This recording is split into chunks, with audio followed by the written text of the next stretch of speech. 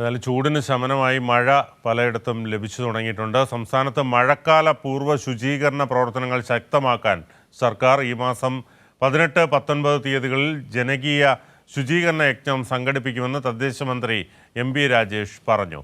യജ്ഞത്തിൽ 20 ലക്ഷം പേരാണ് അണിനിരക്കുക.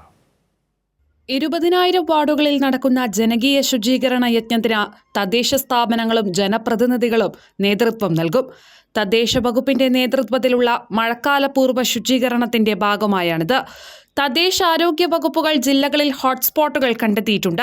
മഴക്കാല പൂർവ്വ ശുചീകരണം നടത്തുന്നതിന് മുന്നോടിയായി മുഖ്യമന്ത്രിയുടെ അധ്യക്ഷതയിൽ ഉന്നതതല യോഗം ചേരുകയും തീരുമാനങ്ങൾ എടുക്കുകയും ചെയ്തിരുന്നുവെന്ന് മന്ത്രി എം പി രാജേഷ് പറഞ്ഞു. ചുരുങ്ങിയതൊരു വാർഡിൽ 100 പേരെന്ന നിലയിൽ 20,000 വാർഡിൽ 20 ലക്ഷം പേർ അണിനിരക്കുന്ന വിപുലമായ ശുചീകരണ പ്രവർത്തനങ്ങളാണ് പ്ലാൻ ചെയ്തിട്ടുള്ളത്.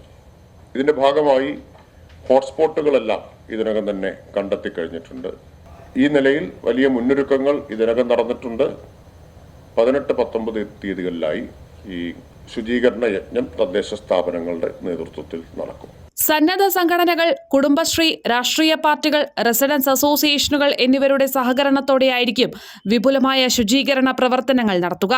വിവിധ പ്രവർത്തനങ്ങൾ ആസൂത്രണം ചെയ്യാൻ 14-ന് തദ്ദേശ സ്ഥാപനങ്ങളുടെ യോഗം ചേരും. 30,000 രൂപ മഴക്കാല പൂർവ്വ ശുചീകരണത്തിന് അനുവദിച്ചിട്ടുണ്ട്. ഇതിനു പുറമെ തനത് ഫണ്ട് ചിലവഴിക്കാനും അനുമതി നൽകി.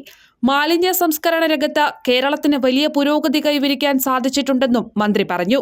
2022-23 47% വാതിൽപ്പടി മാലിന്യ ശേഖരണമെങ്കിൽ 2023-24 87% ഉയർന്നുവെന്നും മന്ത്രി കൂട്ടിച്ചേർത്തു. കൈരളി ന്യൂസ്, കൊച്ചി.